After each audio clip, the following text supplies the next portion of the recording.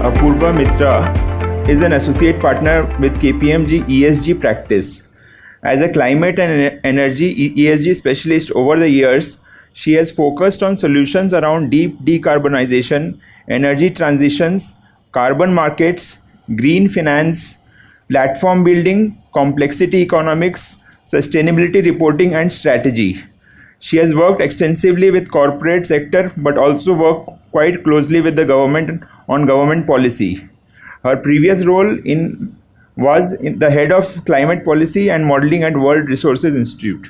Thank you. She would be online now. I was just saying that given that this is the weekend and you're here to listen to us, I hope that we're able to make it worth your while. But it's the topic that I'm going to be covering today is a very important topic in the world today, and I know you'll have various sessions over the next 2 days to focus on a variety of topics. But the one that I am going to be speaking about today is on climate change. This is a buzzword that many of you may have come across, either in the papers, in conversations, in your textbooks. And I was told that there are a lot of students in attendance today, and climate change, global warming, it's now, part of regular curricula today because it's an urgent, immediate, and a significant challenge. And over the course of my talk today, I'll try to cover some of the important facets of climate change and what governments, companies, and other stakeholders are doing across the world to counter it. I didn't have a lot of time to prepare a presentation from scratch, so some of the slides may look a little technical to some of the participants because I've put these together from my technical presentations. But what I'll try to do is I'll try to break it down in much simpler terms when I explain it to you. So I'll not go strictly as per the slides, but I'll try to keep it a little bit more basic. Please stay on the same slide, please. Just stay on the same slide. So let's first start by looking at the World Economic Forum's Global Risk Report, which tracks some of the global risk perceptions among risk experts, world leaders, whether it's in business, government, or civil society. Right? It actually says that 8 out of 10 global risks pertain to environmental and social factors. Now, these environmental risks in particular, which is extreme weather, climate action failure, they appeared in the survey as top risks in the short, medium, and long-term outlooks. Even in terms of severity, respondents to this survey signal that environmental risks have the potential to yield the most damage to the people and the planet, followed by societal challenges. So we can see that the world is changing and so is the risk perception. When I started my career almost a decade and a half back, there were hardly any organizations that did sort of detailed risk assessment exercises to understand what their climate risks are, or how to deal with the risk within the organization. But today, it is universally recognized as an issue that can cause disruption. And if you don't respond to the challenge today, or if you don't rise up to the challenge, you run the risk of losing competitiveness in the long term. Right? So what is climate change? A lot of people don't have this basic definition correct in their minds. It's not air pollution. It's not ozone depletion. Even today, many use these terms interchangeably. These are an entirely separate set of gases that impact global warming. It's not the same gases you allude to when you speak about air pollution, say SOx, NOx emissions, or ozone depletion when you're talking about chlorofluorocarbons. These are a separate set of gases. But anyway, let's start with what is global warming or climate change. It essentially refers to these long-term shifts in global or regional climate patterns, including temperature or weather patterns. Some of these shifts may be natural, but science has now established that with time, human actions are also leading to increased warming in the atmosphere. And this is due to the addition of certain gases in the atmosphere, which are generated as a result of human activities. Over the last few years, you would have seen a variety of news articles that point to changes that are already apparent. Heat waves that are increasing, extreme weather events are increasing, floods are increasing. There are wildfires in several countries that are becoming more frequent and more severe. And all of these events are like wake-up calls to us, right? They have forced us to consider climate change more seriously and ramp up efforts at countering it. So like I said, these gases are different. So what are these gases, right? What are these gases that we essentially need to bring down in our in the atmosphere? So we have carbon dioxide, which is one of the primary contributors. It's usually generated due to the burning of fossil fuels like coal, natural gas, or oil. And it could also be a byproduct of certain reactions. For example, when you manufacture cement, it could be one of the process emissions. This same carbon dioxide can actually be removed from the atmosphere, when photosynthesis happens. So the more trees you grow, the more sequestration of carbon that happens, right? Carbon dioxide is usually used as a reference when comparing to all other global warming gases. Then we have methane, which is typically emitted in the production or transport of some of these, coal, natural gas, oil. Methane emissions are also a byproduct of the agriculture sector. It's also emitted by livestock during enteric fermentation. It could also be created due to the decay of organic waste. Right. Then you have nitrous oxide. It's emitted by the agriculture sector. Could be emitted also by industrial activities due to the burning of fossil fuel along with carbon dioxide. And then we have these fluorinated gases, which are hydrofluorocarbons, perfluorocarbons, sulfur hexafluoride, nitrogen trifluoride, which are much, much more potent than carbon dioxide, and they're typically emitted due to manufacturing of certain kinds of products. So, for example, fluorocarbons are used as refrigerants. So they leak, sometimes they leak into the atmosphere, or they could be emitted in the semiconductor manufacturing process, right? They're typically emitted in smaller quantities, but because of the potency, which is much more than carbon dioxide, they're able, and they're called high GWP gases, like high greenhouse gas warming potential gases, which means that for the same amount of gas, they're actually much more potent and they can trap much more heat compared to carbon dioxide. So these are essentially the gases, and this is what we're seeing in terms of impact in the world today. So as per science, what needs to happen for us to be able to avoid the worst impacts of climate change? We know that to avoid the worst impacts of climate change world over, we have to attempt to limit temperature rise to 2 degrees or 1.5 degrees, which is the temperature milestone that most of the world seems to be steering towards today. So the latest climate science says that to be able to achieve this reduction worldwide, carbon dioxide emissions will need to fall by around 45% by 2030 from 2010 levels and reach net zero by somewhere around mid-century, right, which is around the 2050 timeframe. Now, this is a global average, which means some countries will need to get there faster and some countries will need to get there slower. But this will give the world a decent chance to limit warming to 1.5 degrees. But if you look at where we are today, the world has already experienced heating of about 1.2 degrees Celsius. It's on track towards warming of closer to 2.5 degrees Celsius. If you take current projections, which is, for example, the 2030 pledges that different countries have made, if you take that into account, we're closer to the 2.4 sort of target. But if we assume that the mid-century net zero goals that governments have set for themselves, if you take that into account, then it could be lower than 2 degrees, right? So, but despite these ambitious targets, we know that we could very well surpass 1.5 degrees, right? Which basically means that while we do what we can to mitigate climate change, we also need to be ready for what's to come.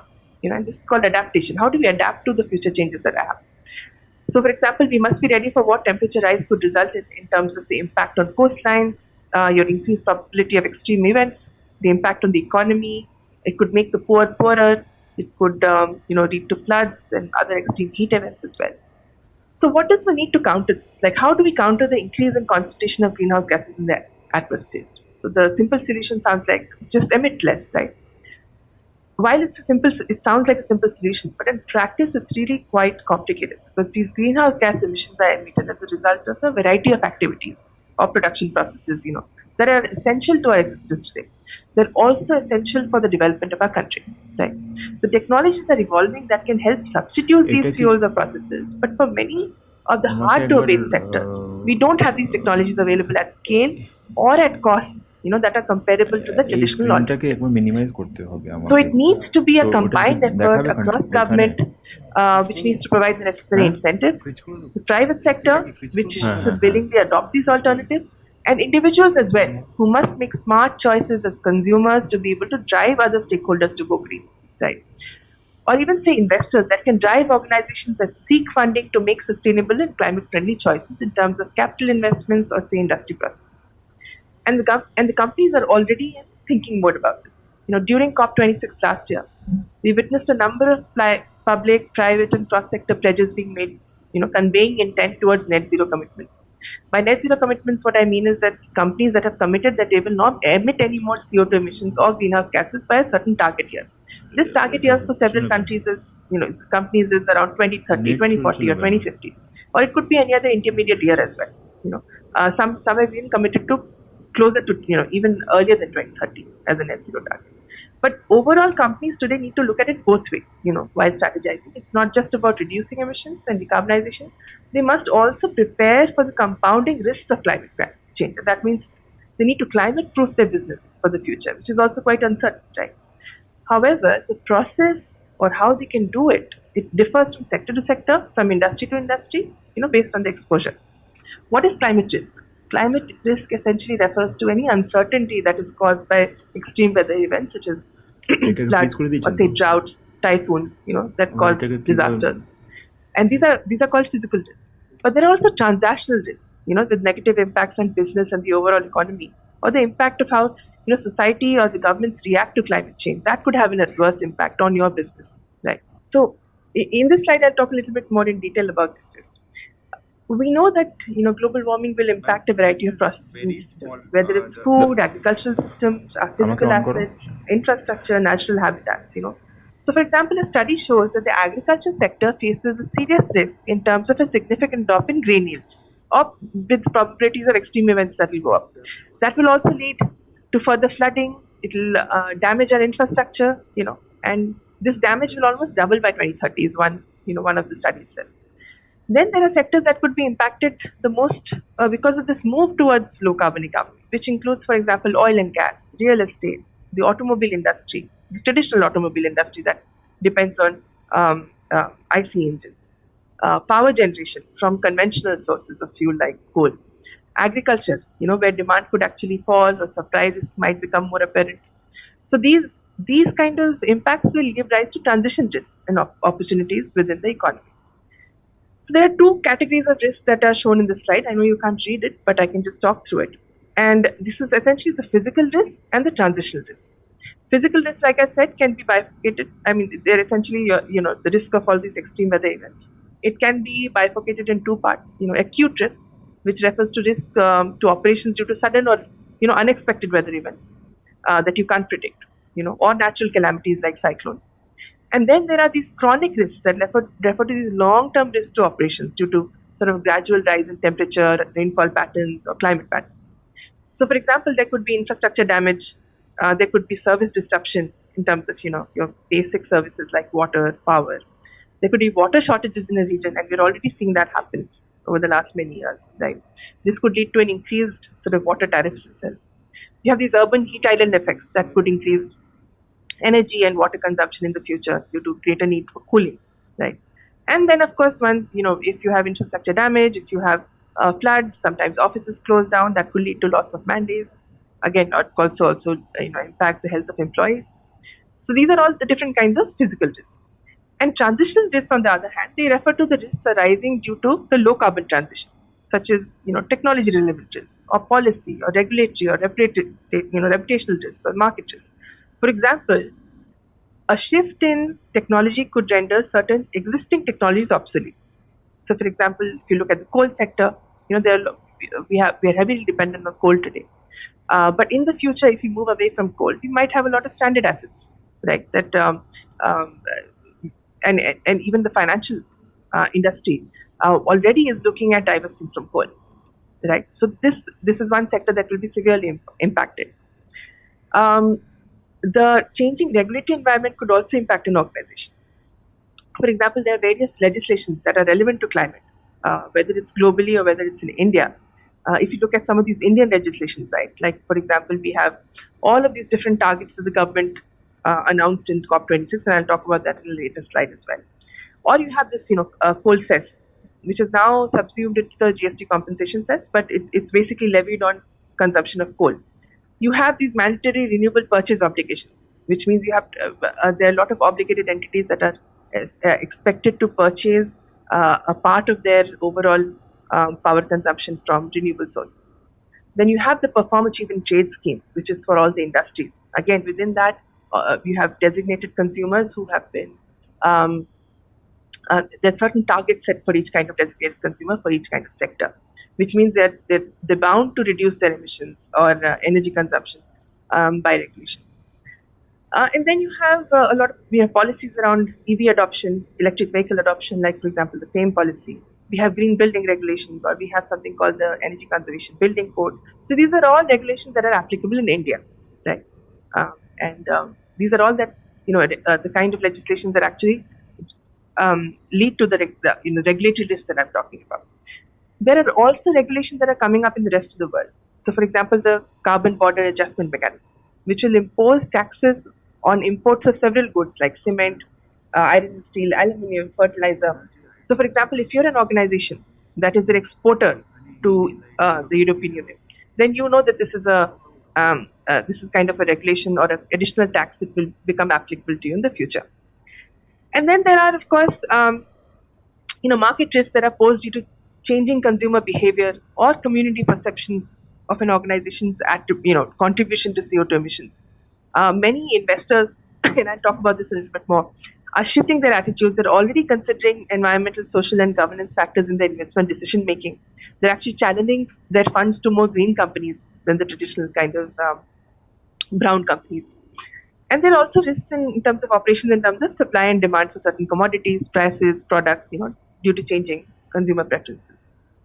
So, owing to these risks, governments and institutions have started pushing for more ambitious climate action.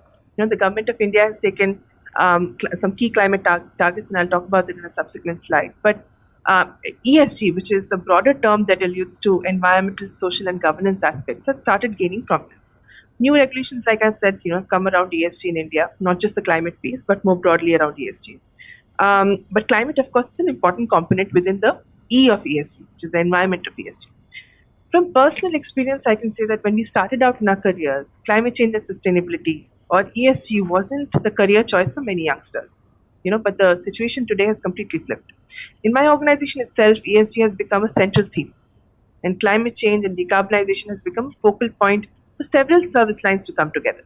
So there's a huge interest from across sectors in industry for ESG talent and skills today.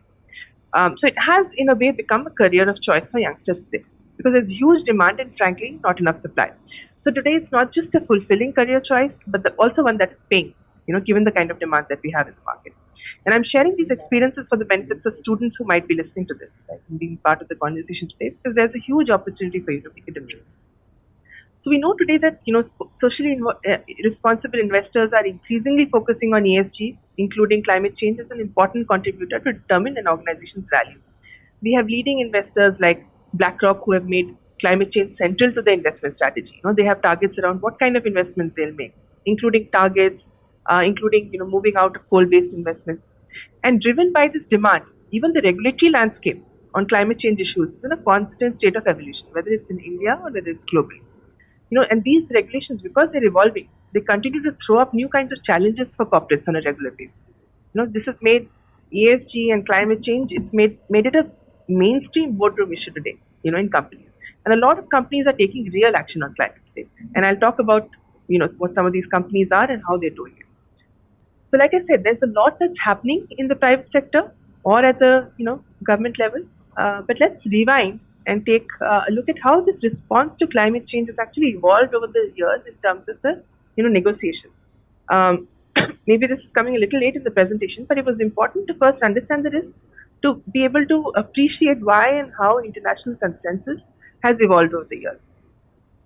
So the first of its kind summit, the Rio Earth Summit in June 1992, was the first time when the United Nations Framework Convention on Climate Change was adopted by countries.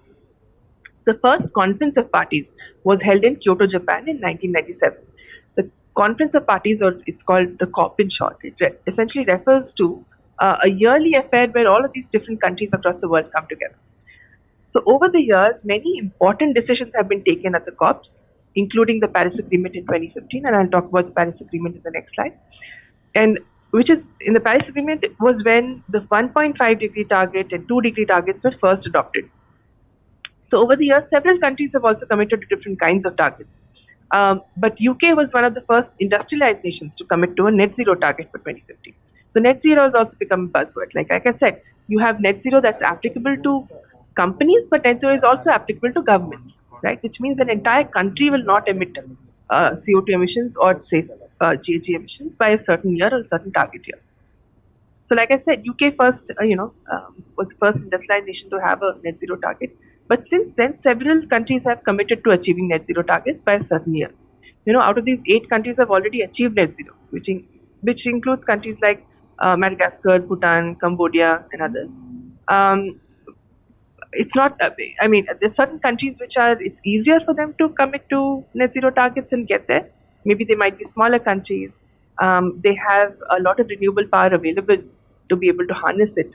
for their own consumption. So depending on their location, depending on the natural resources that are available to them, for some countries it might be easier to get there, and for some countries which are heavily industrialized, maybe have a lot of industry sectors, or there's prominence of industry sectors that consume, for example, power for heat purposes, the energy for heat purposes, or have a lot of these heavy emitting industries within their economy. For them, it's much more difficult to achieve net zero within the immediate future. India also has a net zero target that the Prime Minister had announced during the opening of COP26, which is last year, and it had set its net zero target for 2070. And I'll talk about what some of these commitments were that that we committed to before the COP last year. So, like I said, I talked about the Paris Agreement in the international scheme of things. It was one of those landmark climate agreements that became quite popular.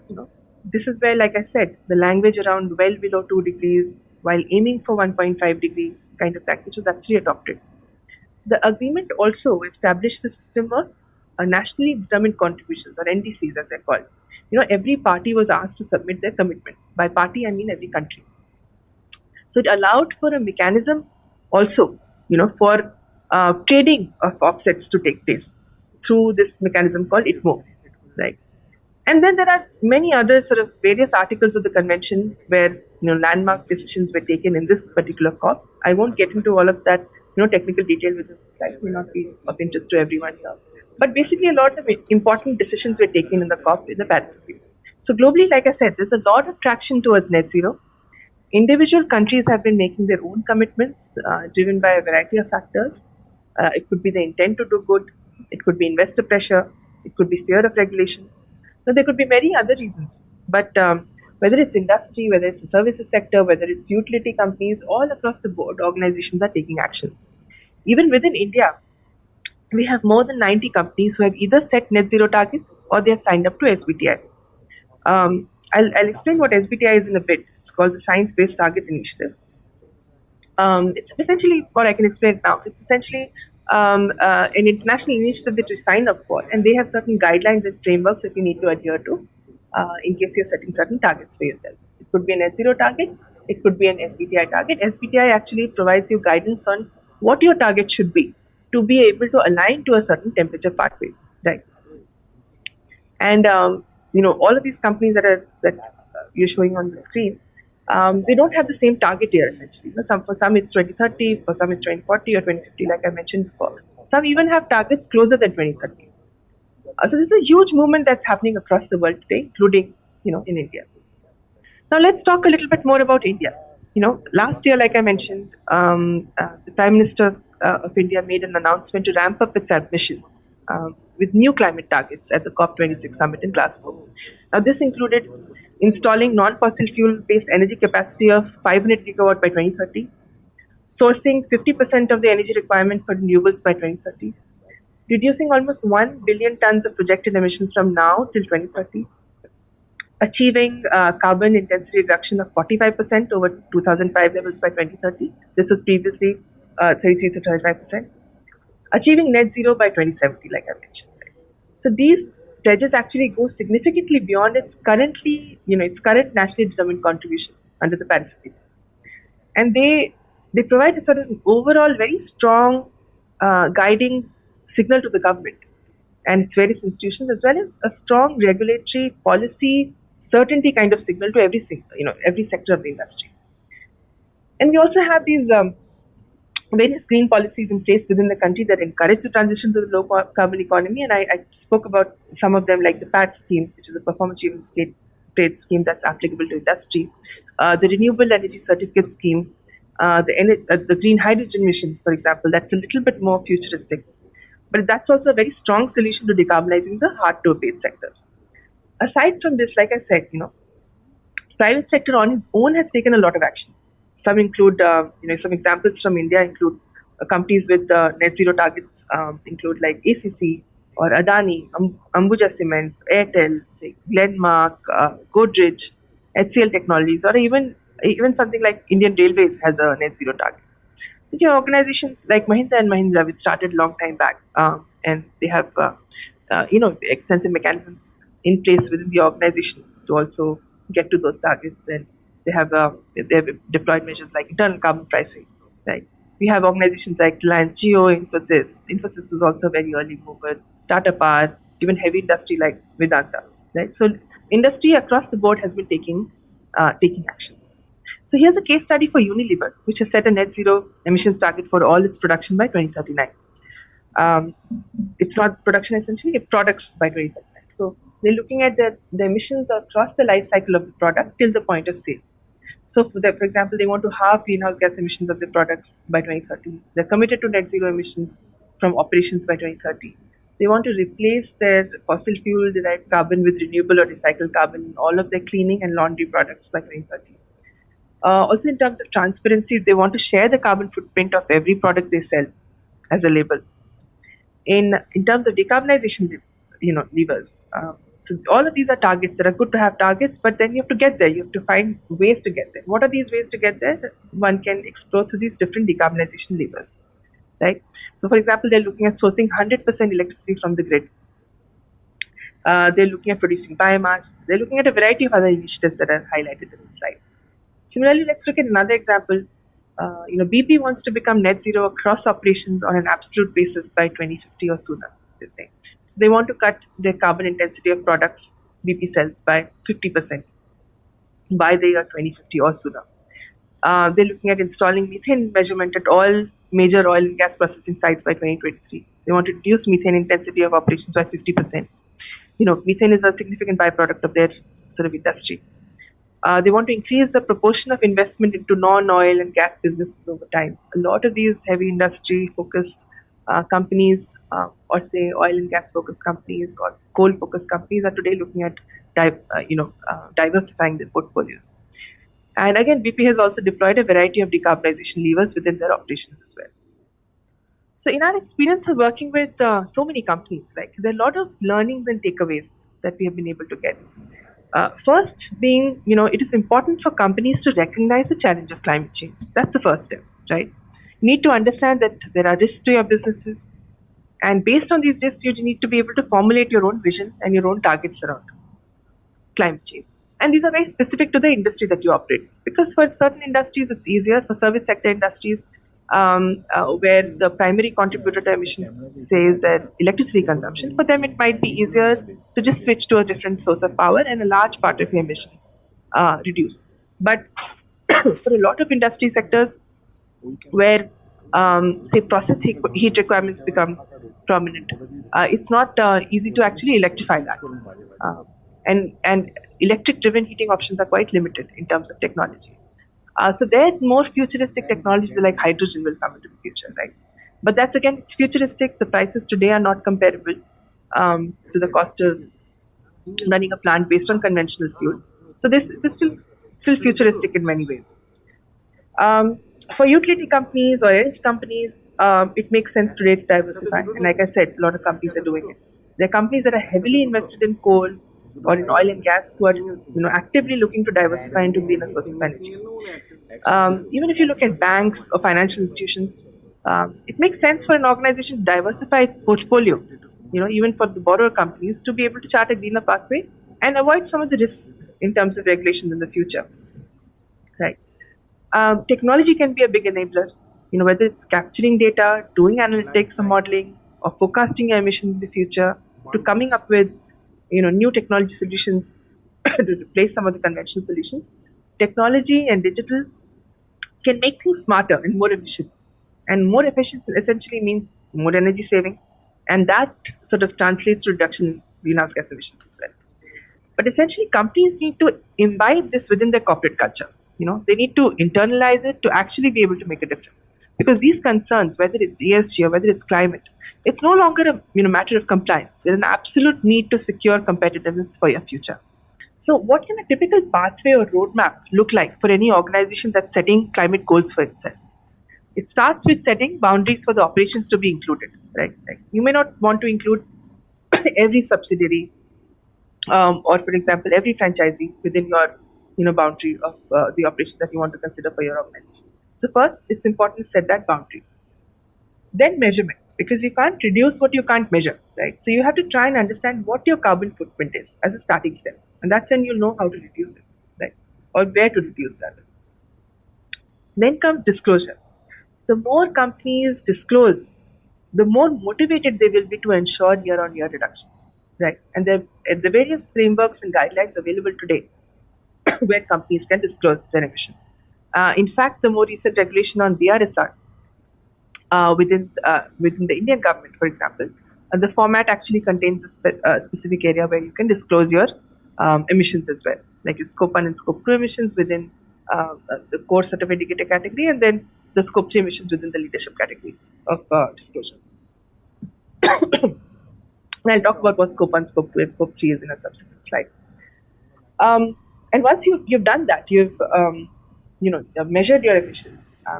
It's about identifying what some of the hotspots are and setting targets for yourself. Right? It could either be a net zero target or it could be any other kind of reduction target. It could even be a long-term target that is accompanied by certain short-term targets. That will get you there. So targets could be set in many different ways, like you saw, the example that I gave. There's a product target. So, for example, the product footprint they want to reduce by a certain percentage. It could be an organization-wide target.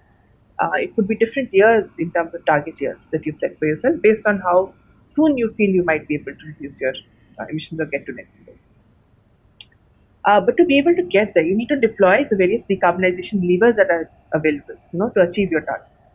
And I'll speak about some of these levers also. Ma'am, I'm just interrupting you. How do these companies had to set their targets? Like, if you can put some light on that, how can they define their targets? So there are a couple of different ways in which companies have been doing it so far, right? Some of the companies actually just start with a very headline target based on what they think is necessary to comply with some of these science-based pathways, right? So, for example, if we have like I said, it's important if we want to align to 1.5 degree pathways that the world globally on an average gets to net zero by 2050. So a company could take this as a headline target and set a target for itself, say for 2050. They might want to be a little bit more ambitious. They might want to position themselves as leaders within this, within the climate space. They might want to say that no, we'll go a step further. We'll not reduce by 2050. We'll get to net zero by say 2040. Those who want to, are more ambitious, they can get to net zero by 2020. So sometimes companies start with just setting these headline targets for themselves. But then there are companies who actually do detailed assessments to understand what are the various levers that are available to them, and based on the deployment of these levers, how soon can they get to net zero, right? So instead of actually setting a moonshot goal and doing whatever they can to get there, there are companies who actually do this exercise beforehand. Try and understand today, based on, for example, if you're a services company, right? You own certain office spaces in different parts of the country. So your exercise could look like, you can try and determine, for example, which is my biggest emission contributor, and that could be electricity if you're from the services sector. So you look at, for example, the states and the geographies in which you operate in. What are your choices if you want to shift your source of power? So, for example, right now you're taking it from the national grid, and you decide, okay, what if I switch my source of power? Does regulation within the geography allow for me to set up a new power plant, which is based on renewable, or even reveal power from a third party, which has established its own renewable power plant? Depending on all of this, whether you have regulation available or not, you will have a decent idea of how soon you can switch your source of power. Ma'am, within your organization, just interrupting you, like what we think as India Climate Conference is that the carbon footprints is a very myopic view of reducing global warming or something. What we think is, for example, if it is a biscuit manufacturing company or a FMCG company, they should focus on reducing the plastic packets which they are selling, which their products are being sold at. For example, if a Britannia is selling, say, 1 lakh pieces of biscuits every day, so that company should ensure that those 1 lakh packets are returned back and recycled inside their own system, and they can appoint somebody who could collect those wrappers back to their industry, which could be accountable by a firm like yours, or a bigger firm, KPMG or PricewaterhouseCoopers. They could audit this area where the total number of biscuit packets sold versus the total number of biscuit packet wrappers collected back into the system by the same company. What do you think? If you think if it is okay or not? Yeah. Yes. So see, circularity, material efficiency, these are also important decarbonization levers. So this is an example in point. When I talk about circular economy, how do you collect the plastic waste that you have created? How do you circulate back into the economy? So you're not creating fresh sort of plastic, or for example, for any other kind of material which is being recycled, you're reducing the need for virgin materials, right? But essentially, what does all of this boil down to? Why are these measures actually leading to a reduction in global warming? Is essentially because they're reducing, say, the need for more amounts of energy, or need for excavation, or mining for new virgin materials. But all of that, again, the reason that it is leading to a reduction in global warming is the greenhouse gases. So I would not say that carbon footprinting is a myopic view. It is essentially the only contributor to global warming. And these set of gases that I mentioned, right? These are the primary contributors. So even this plastic reduction initiative is indirectly contributing to reducing those set of gases, right? So footprinting is a very important part of it, right? Even if, for example, you've taken a certain plastics initiative, you've done all of the recycling, but now to understand how have you benefited in terms of reducing climate change and reducing emissions, you'll again have to understand how this plastic being recycled in the economy, how does it reduce the specific greenhouse gases, and then how does that, in terms of the pathways that align to science, how does that play out? So ultimately, any of these initiatives, whether it's switching your power source, whether it's implementing energy efficiency within your business, Right. within your organization, within your building, or Right. whether it's about enhancing circularity within the economy, the example that you mentioned, all of these, ultimately the impact that you count is through the reduction in greenhouse gas emissions. So GHG footprint is actually a very important part of it. Right. If you look at beyond climate change, like what you're mentioning, that if I look at the impact of recirculating plastics within the economy, beyond climate change, for example, it actually helps you preserve biodiversity, because a lot of this plastic will flow into the water. A lot of this plastic, there are animals in the street who end up consuming this, right? Right. These plastics and microplastics, they find their way into our food systems as well. What we eat. There were recent studies that showed that a lot of human beings have microplastics to a high sort of level of toxicity within our body. So these are additional benefits of doing that, right? This is besides from climate change. So when I talk about ESG more broadly, then all of these benefits then play out.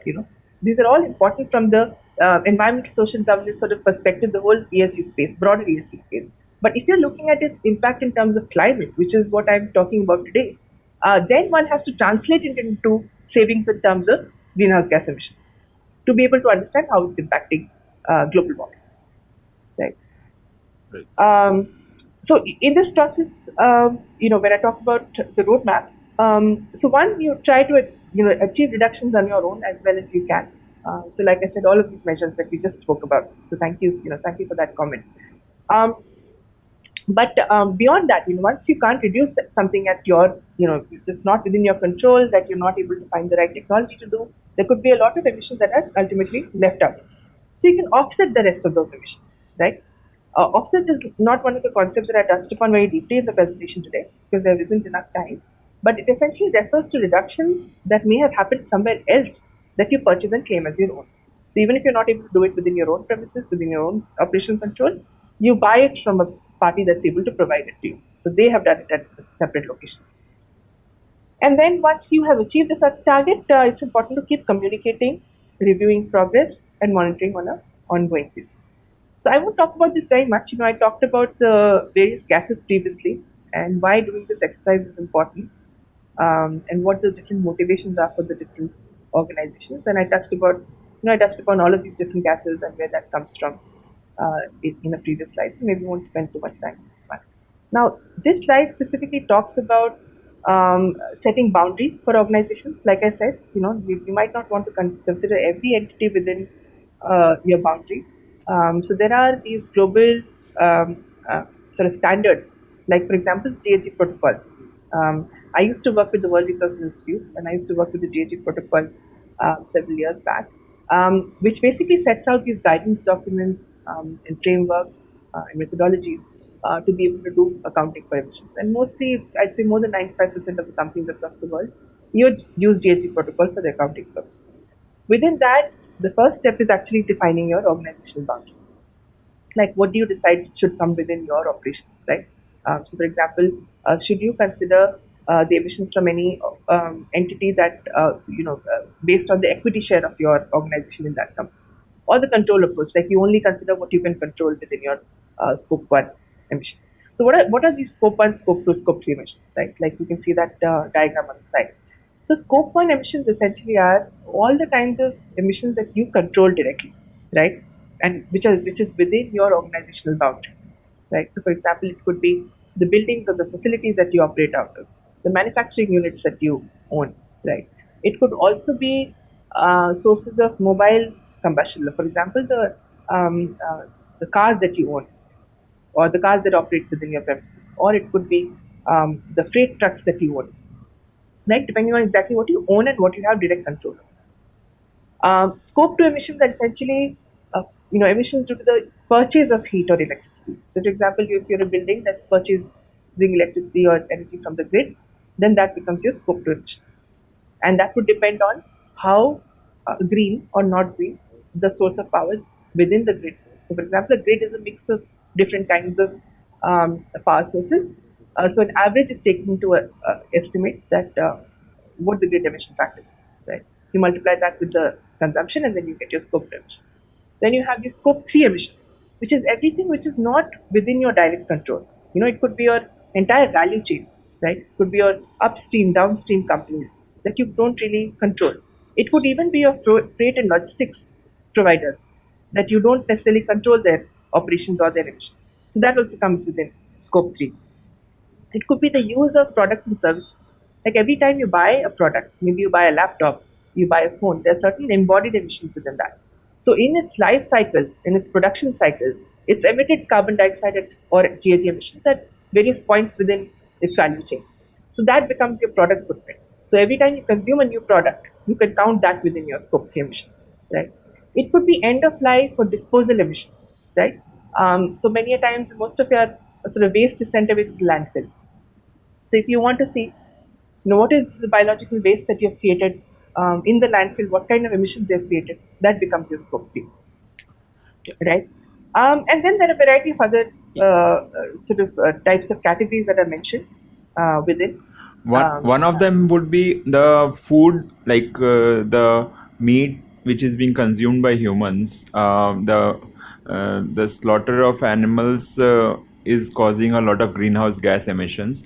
All these Netflix videos are talking about converting into vegetarianism, and maybe these companies could have their canteens with primarily veg food, which is more healthier and which is more less affecting to these greenhouse emissions to the world. Like I think if you could push this forward to all the companies which you are consulting, that would be great. If they can startly slowing down to more vegetarian based diet. Yeah, we've seen a lot of research of late around this in terms of how converting to vegetarian actually helps reduce emissions. Right. And this is now seen as a very strong sort of lever or initiative that can cut down emissions. There are organizations that have actually turned vegetarian entirely within their canteen, for example. The organization that I used to work for before this, called the World Resources Institute, had a policy that whether it's in any kind of event or whether it's their internal, internal canteen, they'll always have, vegetarian food. Okay. So that some of these organizations are already taking that sort of route. But yeah, this is now considered an important piece because livestock emissions, right? Or even say, for example, countries that consume a lot of say beef, right? Enteric fermentation is actually a big source of methane emissions. I mentioned in an earlier slide. So cutting down on the breeding of these animals just for the consumption of meat could actually reduce emissions by a significant degree. So I agree with you on that. Right. Right. And I think different companies are exploring ways in which they could do that. But a lot of companies don't necessarily consider the this kind of food waste or emissions within their immediate scope one boundaries, because a lot of the times this food is outsourced to a third party. Right. Typically tends to go into it reduces emission sources that are without, it reduces the food cost also drastically. Like 1 kg of meat would cost around 650 rupees, while 1 kg of vegetable or any fruit which would be below 150 rupees. So the overall cost of living reduces drastically for everybody when they switch to vegetarian and more healthier with lesser medical costs. So that is something which is very important for this is one of the purpose why we are organizing this climate conference, is to help people understand how they can reduce their overall costs of living by reducing their food costs and reducing their medical bills by being vegetarian, and also saving the climate. I'm not going to comment on the medical side of it because I'm not a medical expert. Neither have I come across a lot of literature around this, so I won't be able to say that with any sense of authority. But yeah, I mean, a genuine sort of side effect of a lot of these decarbonization levers companies adopt. So, for example, even going for something like energy efficiency, it can help you cut down on costs. So that's a significant driver aside from just regulatory compliance or climate change concerns typically that drive these actions. Beyond this, even just savings or monetary savings are also a very important driver, which is why a lot of these organizations are now going for energy efficient, say for example within their buildings, energy efficient lighting or energy efficient HVAC systems, because it essentially helps you reduce costs, right? And that's also a very significant driver. So it's good to set ambitious targets. We talked about a lot of companies and how they've been setting targets. But what are the different levers that are available today to achieve those targets? Right? And I spoke about this when I was presenting the case studies. Some of the examples of what these levers are. And we spoke about this now in our conversation, right? That even circularity, materiality, all of these are important levers. But essentially for companies where power is a major source of emissions, a company could either switch its source of power to a less polluting or a less emissions intensive source of power. Today, for a lot of companies, especially service sector companies or even industries where you don't have these difficult emissions, for example, process heat related emissions or process related emissions, electricity becomes your highest contributor to emissions, like I mentioned, right? So at least your scope 1 and scope 2 emissions, it becomes the highest contributor. If you take scope 3 emissions into account, that could pan out very differently for different kinds of companies and across sectors. So if you were just to tackle your scope 2 emissions, then you can switch to greener sources of power. That could reduce to reduction in footprint in a huge way. You could either set up your own renewable energy plants, or you could source or wheel power from plants that you may not own. Right? Recycling, circularity, we touched upon that in our conversation. It reduces the footprint of any single, product, because it actually reduces the energy you need to in the entire life cycle. Right? You don't need to excavate virgin materials. We spoke about that. So whether that's plastics or any other kind of circularity initiative. We have energy or process efficiency that can also give you incremental gains, like talked about energy savings. Of course, if you improve processes, you not just gain on emissions, you also gain in terms of reducing your costs. You also have nature-based solutions in forestry. These are all nature-based solutions are also quite a buzzword today. They're a very important solution towards decarbonization. We also have carbon capture and storage, or even carbon capture, utilization and storage in initial, nascent stages within the country. So while the technology isn't necessarily economical at this point, it's a very critical solution if we are to stick to the 1.5 degree pathways. Most of our modeling and forecasting work actually says that you can't get to 1.5 degrees without actually, taking CCUS as a critical solution within the pathways. So we absolutely need to adopt the solution in the future as well, right? Even if it may not be economically viable today in the present context. But we have to be able to build that ecosystem. And this will become viable only when the utilization of the captured carbon becomes, economically lucrative. So these are various sort of decarbonization levers and solutions that companies can adopt towards their decarbonization journey, towards reaching whichever target they've set for themselves or whichever year they've set for themselves, including the net zero targets that they might have set for themselves.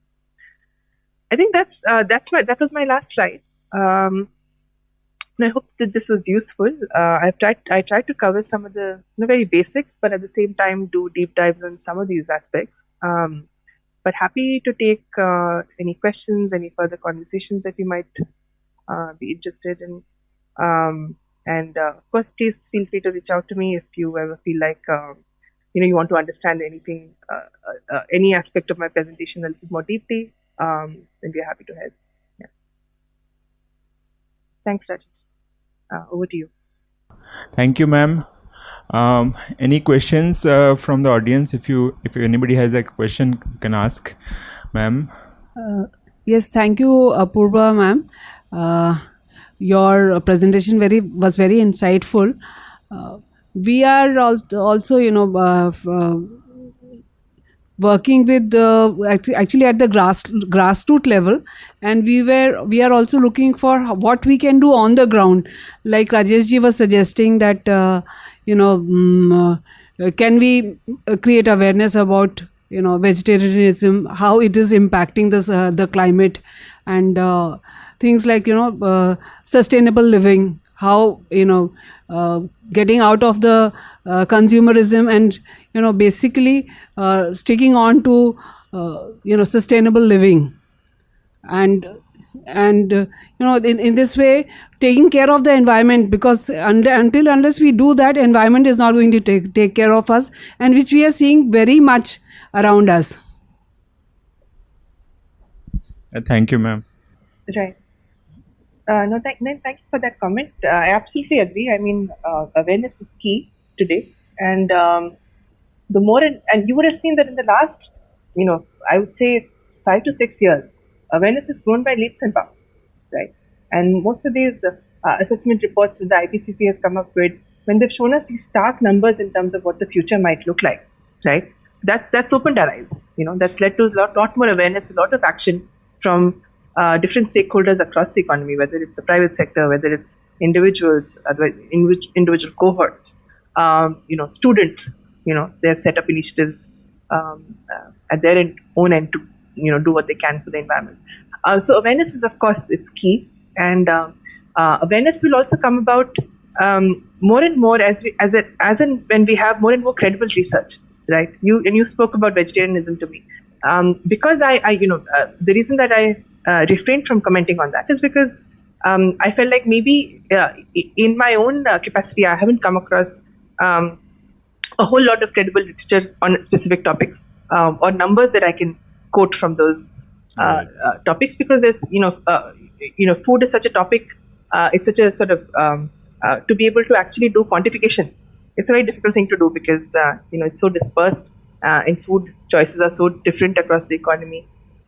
It's a very a lot of this supply chain for food is part of the informal economy, right? So not a lot of data, credible data is available. So more and more research, I feel like research is a very important enabler of this awareness. As more and more credible research that's done by credible organizations, comes in the mainstream, awareness will grow based on that. If you see, even today, sometimes climate change or a lot of these environmental issues are actually front page issues in newspapers. It wasn't the case, I would say, a decade back. It wasn't that you'd have a first one page, like the first page just about climate change, or for example, any organization that's marketing itself as a brand. In the first page, it's just talking about a whole lot of climate initiatives they've taken. This never used to happen before, but it happens now. So there's a lot more awareness that's been created over time, and I think it will continue to be created in the future because it's such an important and urgent challenge that we have to tackle it now.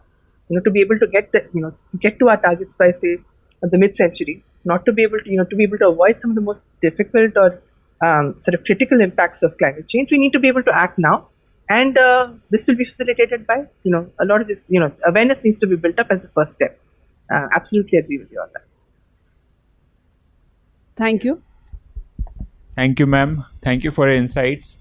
And we hope we will be able to, our students would able to learn more about it. And a lot of students from Heritage Institute of Technology, there are some students from United World Institute, and I think they're looking for, there's some students who are looking for specific courses in climate change. We seriously need some institutes which could only teach about climate change and environment. Yeah, thank you. Thank you so much for inviting me to the workshop. Thank you.